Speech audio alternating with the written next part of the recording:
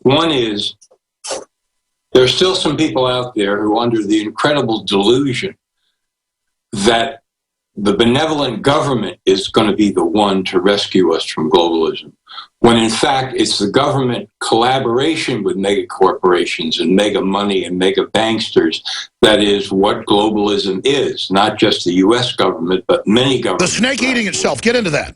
Exactly. The snake eating itself.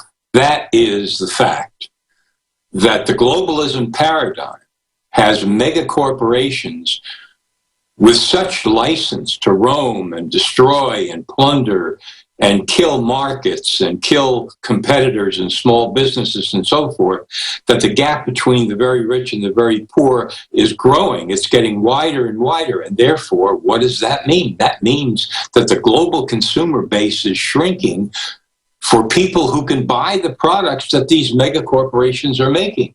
That's the crash up ahead in the road. That's right there. That's what some of the people at Bilderberg behind the scenes are actually talking about, because they can see it coming. Wait a minute, we made a miscalculation. We figured that these mega corporations, which are the best organizations in the world to plunder foreign lands, slave labor, mineral resources, and so on and so forth, this would be the way that we take over the world. But who knew? They're shrinking the consumer base of people who can buy the products. These mega corporations are operating their assembly lines at half power. They could produce enough for 2 or 3 planets the size of Earth. And meanwhile, the 10% roughly of the world's population that actually can participate as consumers and buy the products that these mega corporations make, that's even shrinking further and further and further. That means crack up, smash up. The whole thing is going into failure. The lights are blinking. The red flags are rising. This is not going to work. That's the snake eating its own tail. That's what's happening to globalism. It doesn't work. It could never work. And now some of the people who are the globalists, are facing up to what's about to hit them, which is why the decentralization of power along every possible front is what we have to stand for and do, because this whole superstructure is going to fail. What do you make of the record over-the-top, beyond security that Hitler in Austria would have? I mean, seriously, it just bizarro level security at Bilderberg. Does that reflect their panic mode? I think it does, absolutely, because they're just, casting about in a panic for solutions. What are we going to do? I mean, we've got another problem here, which is robots, machines. The automation of industry is coming on like crazy. The technocrats are inventing new ways to structure assembly lines of any kind. That's going to put more people out of work who can't afford to buy the products of these mega corporations. What are we going to do? Are we going to wire the brains of everybody in the world to put them into a deep hypnotic trance and virtual reality like DARPA is trying to do, so they think they're seeing one thing in front of their nose when it's really something else? I mean, they're just going into panic mode because they see the handwriting on the wall, and they don't want to see anybody watching them in that kind of panic. So they put an electronic shield around their meeting to make sure that nobody can get in. I want to bring Leanne McAdoo in, but let's accelerate past that. You're right, they told the corporations and the college PhDs and the level above the capstone, the level right below the capstone, we know that they told them globalism was for good, and then now it's anti-human, it's imploding things. But when you get into higher level writings, as you know, they admit they want a zero growth or negative growth human population, global crash, they control, that they use then as the global authority to be the saviors, to come in with peacekeeping forces and succeed where Hitler, who carried out their first eugenics program, failed. And again, I'm not saying it's a Nazi conspiracy, folks. I'm saying he was one model or a beta test, and that's all declassified. And so there is even a plan within this.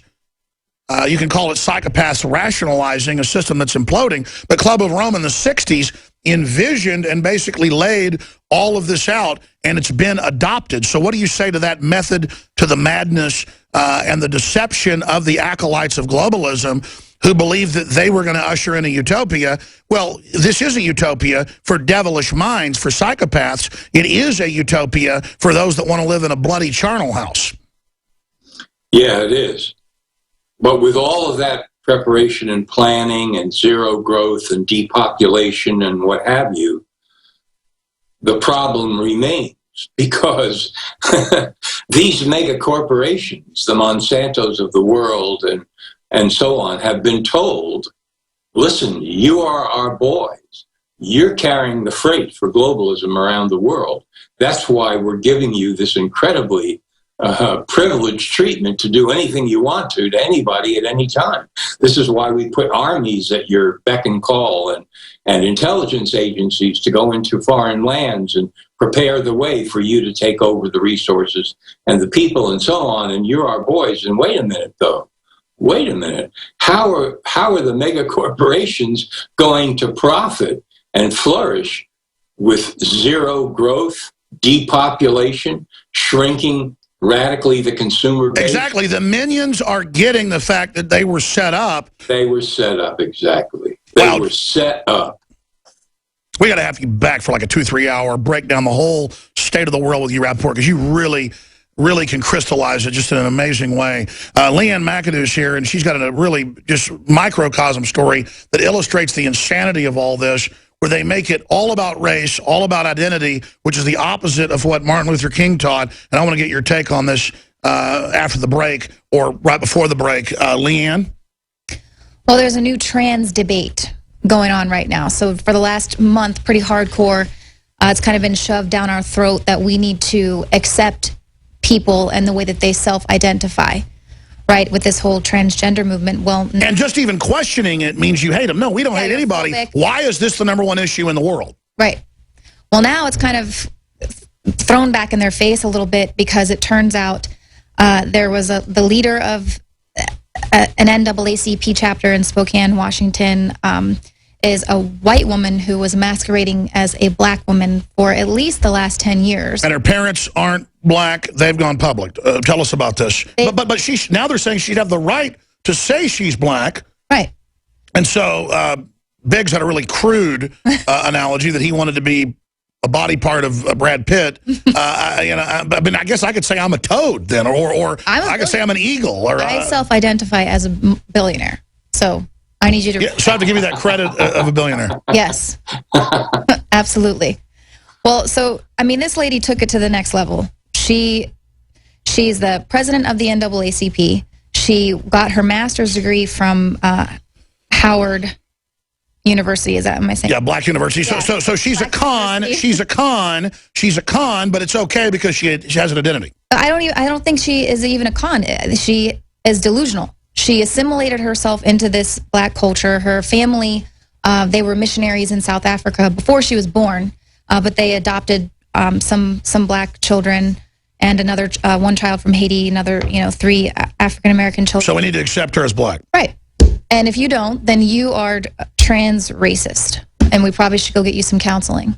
Because you have if you don't believe that she's a black woman because that's how she's self. So John Rappaport, they take our real rights, all of our rights collectively, to not be spied on, to not have our money devalued, to not have poison put in our food. But then they give us all these faux rights because the globalists don't care if we say wear dresses or, I mean, isn't it really just a political football?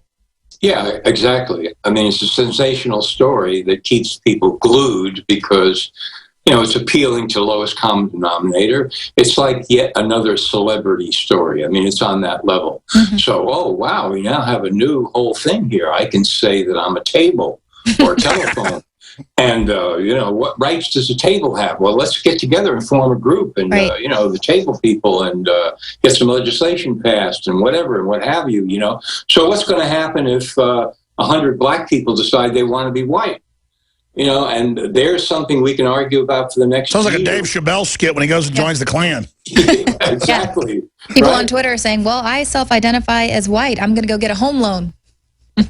Yeah. That, by the way, is why they had to get rid of Dave Chappelle, because he was cutting too close to the bone. I mean, he was showing all of these insanities that, we're talking about now, these cultural insanities. Sure. Yeah, I liked him before. Thought he was really smart. I went and saw him live in Austin, and he just seemed to He like gained like 80 pounds. He wasn't fat. He looked like he was like an NFL, linebacker. But he just seemed totally. It wasn't the same Dave Chappelle. No, definitely not. Something happened to him. What do you think? I mean, people say some weird stuff went on. I don't know exactly what happened to him, but I do know that there was a tremendous amount of pushback against his show on Comedy Central, and some of it was coming from the black community because, you start looking at his stuff long enough and you see this is what he's talking about. He's talking about the total insanity of black versus white, race versus race. People saying that basically they are their skin color. We'll be and right that's back. all they are. Logical attack. It's happening to fish, amphibians because of the chemicals. As this becomes more widespread, they're not going to say, why is it happening? They're going to say, oh, it's just a cultural thing. And part of it is cultural, but most of it's chemical. I'll get Jon Rappaport's take on that in a moment because we can say we're having victories, and we are, but they're hitting us with a scientific attack. Now, by the way, most patriots aren't into getting credit. But people are trying to give us credit for stopping TPP? No. This broadcast is a small part of that. You, the listeners, are a big part of that. Most neocon talk radio was pushing it. Some were kind of on the fence, but DrudgeReport.com has us triple linked today covering Bilderberg. Drudge is the only mega site that will cover this and has the courage and has the Pentagon talking trash about him for it. Not the military, the people that run the Pentagon. We have 3 links on Drudge today breaking down what's happening at Bilderberg. That's exciting. The Democrats get credit. The grassroots Democrats are sane enough to go, no, we shouldn't have secret bills being passed, and it shouldn't be foreign corporations and governments. That's a big deal. That's why we have 2 parties. The Tea Party, leading the charge, deserves credit. And it shows how we all need to come together on sanity and not all call each other racist and homophobes because we don't want 5-year-olds taught how to be trannies or whatever. I mean, that shouldn't be taught, period. Okay? I mean, you shouldn't be doing that. It's a distraction. This whole gay marriage thing, it's a state issue. Read the Constitution. I mean, if gay people want to have the lawyers ruin their lives and get thrown in the divorce mill, you're idiots.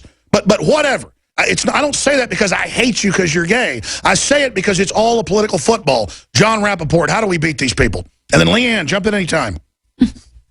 Well, we start to beat them by, and you mentioned this earlier, what are your principles as an individual? What do you stand for?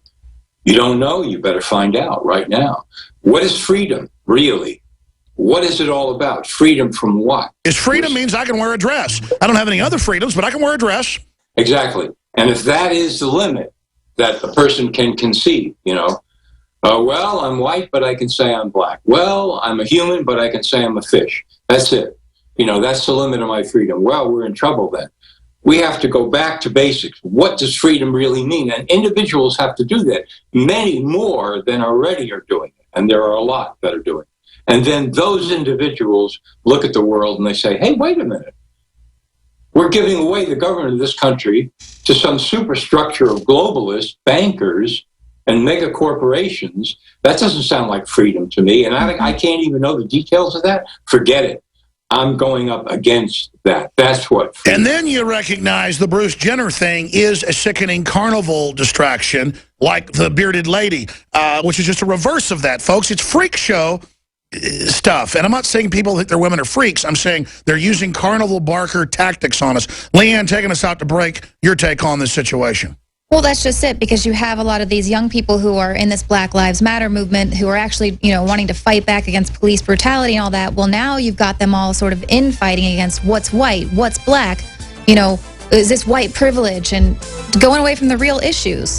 And Jerry Seinfeld's 13-year-old daughter, her mom said, hey, we're going to move back to New York City so you can be around more boys instead of the countryside. And she said, just to say boys is sexist.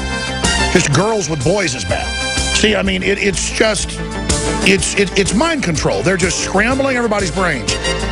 More on Bilderberg coming up with Leanne McAdoo and Jon Rappaport. I'm Alex Jones. I'll be back this Sunday live, 4 to 6 p.m. Central. GCN. Very positive that's coming out. The awakening is accelerating. Sure, he's 14 years late. So what? Who cares if you're late to the party as long as you get there? That takes even more, sometimes. But let's play this clip of the stuff they're pumping at kids